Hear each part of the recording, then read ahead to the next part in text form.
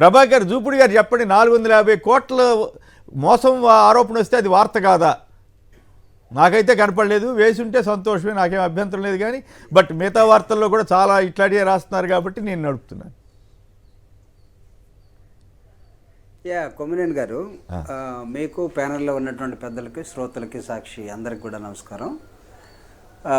ఇది మనం వీళ్ళని సీఎం రమేష్ గారి మీద కేసు నాకు పెట్టినటువంటి తర్వాత కూడా అది వార్తలో రాకపోవడం అనేది పెద్ద ఆశ్చర్యాన్ని అయితే నాకైతే కలిగించట్లేదు. ఎందుకంటే ఆయన ఆంధ్రప్రదేశ్లో ఒక అదానిలాగా తయారైపోయి మొత్తాన్ని, భారతదేశాన్ని మొత్తాన్ని కూడా ఢిల్లీలో ఉన్నటువంటి తనకి ఇచ్చినటువంటి హౌస్ని మొత్తం మేనేజ్మెంట్ కోసం వాడుకోవటం, లేకపోతే ఎవరు ఏ టైంలో వచ్చినా భోజనము అన్నీ ఏర్పాటు చేసుకోవటం. సో ఈ విధంగా చేసి ఒక పెద్ద బ్రోకర్గా భారత రాజకీయాల్లో చలామణి అవుతున్నటువంటి ఒక వ్యక్తి. అలాంటి బ్రోకరు, అంటే ఈ బ్రోకర్ అనే పదం నా దృష్టిలో పెద్దదేనండి. అంటే పెద్ద అంటే గౌరవప్రదమైంది. మిడిల్ మ్యాన్ అంటాం, లేకపోతే మధ్య వ్యక్తి అంటాం. సో ఇతను భారత రాజకీయాల్ని ప్రభావితం చేస్తూ తెలుగుదేశం నుంచి సడన్గా బీజేపీలోకి వెళ్ళిపోయిన తర్వాత బీజేపీని, తెలుగుదేశాన్ని చాలా జాగ్రత్తగా, నిన్నటిదాకా మీరు చంద్రబాబు నాయుడు మీరు ఒక స్పీచ్ చూపించారు.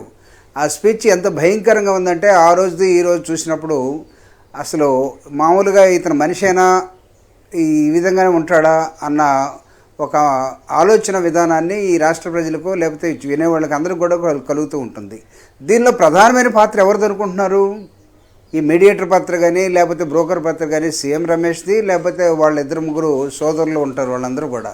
సో ఈ వార్తను అసలు రాకుండా కప్పెట్టి, అసలు ప్రజలకు తెలియకుండా ఉన్నంత మాత్రాన ఆగుతుంది అనుకుంటే లేదు. ఈరోజు మనకు చర్చల్లోకి వచ్చింది.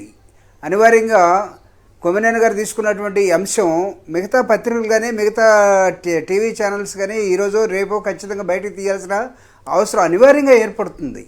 అయితే ఈనాడు ఎందుకు వేయదు, జ్యోతి ఎందుకు వేయదు, వాళ్ళకు ఉన్నటువంటి మిగతా ఛానల్స్ ఎందుకు వేయదంటే ఈనాడుకున్న నైజం ఏంటి? జగన్మోహన్ రెడ్డి గారి ఆలోచన విధానాన్ని ఈ రాష్ట్రంలో ఎవరు కూడా సరిగా పట్టించుకోకుండా ఉండటం కోసం అబద్ధాలని వండివార్చే ఒక పెద్ద, ఆయన వయసున్నంత పెద్ద టయాన్ని తీసుకొని ఎవరికి కనపడకుండా మేనేజ్ చేసే ఒక పత్రికగా దాన్ని మనం భావించాలి. ఈ 4 సంవత్సరాల నుంచి చేస్తున్న విధానం ఏంటంటే టీవీ డిబేట్స్ కానీ, లేకపోతే వాళ్ళ పత్రికలో వస్తున్న వార్తలన్నీ కూడా వైఎస్ఆర్ కాంగ్రెస్ పార్టీ జగన్మోహన్ రెడ్డి గారు చేసిన ప్రతి అంశాన్ని, అరే పిల్లలకి, పేదలకి ఇంగ్లీష్ మీడియం ఇంట్రొడ్యూస్ చేస్తే దాన్ని కూడా తట్టుకోలేకపోయారు కదండి. దానికన్నా అసలు పెద్ద ఉదాహరణ ఏముండాలి? ఒక మార్పుకి శ్రీకారం చుట్టే అంశాన్ని కూడా ఏ రోజైనా మీరు పాజిటివ్ వార్తగా రాశారా? లేకపోతే పేద వర్గాలు ఈ దేశంలో 76 సంవత్సరాల నుంచి ఉన్నటువంటి ఒక స్వతంత్రం ఇచ్చినటువంటి రాజ్యాంగం తీసుకున్నటువంటి మనం అనేకమైన అంశాల్లో ముందుకెళ్తున్నాం భారతదేశం అని చెప్పుకుంటూ మోడీతో సహా మీరు ఎప్పుడైనా ముందుకెళ్ళే వార్తల్ని పేద వర్గాల పక్షాన్ని ఎప్పుడైనా రాశారా? పేద వర్గాలకు అండగా ఉన్న ఒక రాజకీయ పార్టీ నాయకుడు జగన్మోహన్ రెడ్డి గారు ఈ ఆలోచన నూతన ఒరవడిని తీసుకొచ్చింది ఆంధ్రప్రదేశ్లో. ఇది భారతదేశం మొత్తం అమలవాల్సిన అవసరం ఉందని ఏ రోజైనా ఒక వాస్తవాన్ని రాశారా? అసలు ఆ పత్రికను మనం చూడటమే అసలు అది ఒక పెద్ద దరిద్రంగా మనం భావించాలి. కాబట్టి ఇక్కడ నాకు అనిపిస్తున్నది ఏంటంటే కొమ్మినేని గారు, మీరు చాలా సీనియర్ పాత్రికేయులు, విశ్లేషణ అద్భుతంగా సైంటిఫిక్గా మీరు చేస్తూ మీరు చెప్తున్న విధానాలని విన్నప్పుడు అసలు ఇది కూడా ఒక పత్రికేనా, దీన్ని చదవాల్సిన అవసరం ఉందా? మీరు పొద్దున్నే మళ్ళీ తీసుకొచ్చి దాన్ని హైలైట్ చేసి చదువుతూ ఉంటే ఓహో ఈ దీనిలో కూడా ఏమైనా ఉందేమో చదవాలని అనిపిస్తుంది. కాబట్టి డిమినిష్ చేయటం మంచిదని. ప్రభాకర్ గారు అబద్ధాలు రాసి 10 లక్షల కాపీలు 2000కి ఇంకా ఎక్కువ ఫ్రీగా కూడా పంచుతున్నారట. అందుకని జనం మెదడులో విషం నింపాలనే ఒక ప్రయత్నం, ఆంధ్రప్రదేశ్పై పగబట్టి సైకోలుగా, సైతాన్లుగా, పైతాన్లుగా మారి వాళ్ళు విద్వేషం చింపుతున్నటువంటి తీరుని ఖచ్చితంగా చెప్పకపోతే కొంతమంది అన్న నమ్ముతారేమో. అబద్ధాలు రాస్తున్నారు అన్న విషయాన్ని నేను ఎప్పటికప్పుడు ఎస్టాబ్లిష్ చేస్తున్నాను with all facts and figures. అంత తప్పితే వేరే ఉద్దేశం కాదు.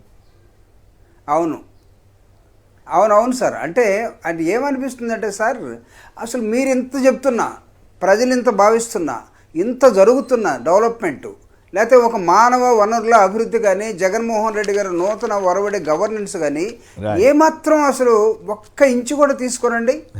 ఒక్క ఇంచు కూడా తీసుకోరా? అంటే దాన్ని మనం అసలు ఏ విధంగా చూడాలి? ఇప్పుడు ఇంట్లో కూడా ఒకరో ఇద్దరో ఏదైనా అటు ఇటు మాట్లాడుతూ ఉంటే వాస్తవం ఎవరైనా మాట్లాడతారు కదా, ఆ వాస్తవాన్ని మనం బయటికి తీసుకోవాలి. సో కాబట్టి ఈనాడు పత్రిక సీఎం రమేష్ మీద 450 కోట్ల రూపాయలతో ఒక కేసు నమోదైతే ఆ కేసును కనీసం ఒక వార్తగా కూడా అంగీకరించడానికి లేకపోతే చూపించడానికి ఇష్టపడలేదు అని అంటే అది ఎవరు కొమ్ము కాస్తూ ఉంది? ఇప్పుడు సీఎం రమేష్ ఎక్కడున్నాడు? బీజేపీ తరఫున అనకాపల్లిలో తెలుగుదేశం, జనసేన ఈ అభ్యర్థులు లేకపోతే ఈ కూటమి లేకపోతే ఈ ఎన్డీఏ అనే దాని మీద అనకాపల్లి ప్రజలు ఈరోజు దాన్ని ఖచ్చితంగా నెగటివ్గా తీసుకొని సీఎం రమేష్ని చిత్తుగా ఓడించాల్సినటువంటి అవసరం ఉంది. సీఎం రమేష్ లాంటి ఒక బ్రోకర్ కానీ ఒక దొంగ కానీ అంటే భారతదేశ ఎకానమీని మొత్తాన్ని దోచుకొని పోయే వ్యక్తులు దోచుకొని వాళ్ళు ఇష్టమైన పార్టీకి రేపు ఎలక్షన్ ఫండ్గా ఇస్తాడండి. రేపు ఎలక్షన్లో డబ్బులు పంచడానికి వీళ్ళందరూ వచ్చేస్తున్నారు. దొంగతనంగా వాళ్ళ ఏజెంట్లు కాదు ప్రభాకర్ గారు, నిన్ననే ఆయన బీజేపీకి విరాళం ఇవ్వాల, కాంగ్రెస్ జేడీఎస్ కాంగ్రెస్లో కర్ణాటక ఎలక్షన్స్ కోసం కాంగ్రెస్కి ఇచ్చాడు. అక్కడ బీజేపీ పోటీ పడుతుంటే కాంగ్రెస్ జేడీఎస్ తెలుగుదేశానికి ఇచ్చాడు ఆయన 45 కోట్లు. రైట్, మరి ఇప్పుడు వాళ్ళు టికెట్ ఇస్తారో లేదు చూద్దాం. చూడండి చాలా విచిత్రమైనటువంటి సార్ అదే చాలా విచిత్రమైనటువంటి వీళ్ళకి ప్రజలు కానీ ప్రజల కష్ట సుఖాలు కానీ తర్వాత రాష్ట్రం కానీ దేశం కానీ వాళ్ళు అభివృద్ధి చెందితే చాలు, వాళ్ళ పార్టీ అభివృద్ధి చెందితే చాలు, వాళ్ళ మనుషులు ఎవరైతే ఉన్నారో వాళ్ళు రాజకీయాల్లో వెలుగుతూ ఉంటే చాలు, మిగతా దీపాలన్నీ ఆరిపోవాలండి. వీళ్ళు భారతదేశం వెలుగుతున్న దీపాన్ని ఆర్పడానికి ఆంధ్రప్రదేశ్ వెలుగుతున్నటువంటి జగన్మోహన్ రెడ్డి గారి ఆలోచన విధానాన్ని తొక్కేయడానికి వచ్చినటువంటి వ్యక్తులుగా రేపు ఎన్నికల్లో వీళ్ళని చిత్తుగా ఓడించాల్సిన అవసరం ఉంటుంది. అక్కడ ఉన్న ప్రజలు అనకాపల్లి లేకపోతే ఇంకొకటి ఏదో నిర్ధారణ వచ్చినట్లేదు వాళ్ళు వచ్చినా సరే తొందరపడటం